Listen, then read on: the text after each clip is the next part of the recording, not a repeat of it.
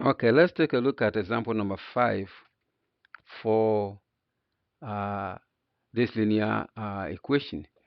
It's, it's an interesting problem, and let's kind of read through it very well and make sure we understand it. We have a company that is considering uh, to manufacture stuff using two different processes.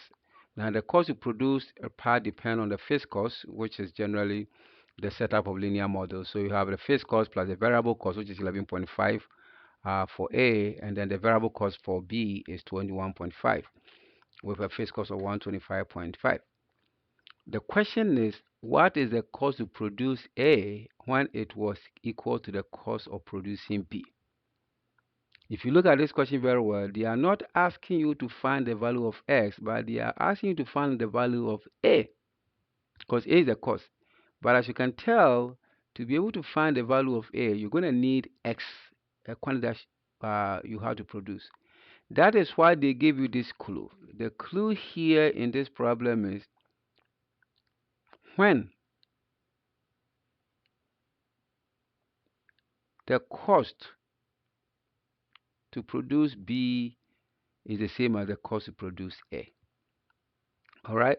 So that means A is equal to B. When you set A is equal to B, whatever X value you compute, you can take that X value, stick it in this equation here, and that will be the cost to produce A. So let's do just that. So let's go ahead and find set A to be equal to B. So to set A equal to B means our 245.5 plus 11.5x is equal to 125.5 plus 21.5 also x. Now I know you're used to solving problems where you move all the variables to the left, but whenever you are lucky to have the variable on the right side that happens to be larger than the one on the left, you can also do the same. So I'm going to move this one to this side here instead. So I'm going to have 21.5x minus 11.5x, and that will be equal to 245.5 minus 125.5 also. All right. So 245.5 minus 125.5. Take your calculator. That gives you 120, and this is equal to 10x. Divide both sides by 10. Divide both sides by 10, and that gives me x is equal to 12. So when x is equal to 12, the cost to produce A will be the same as the cost to produce B.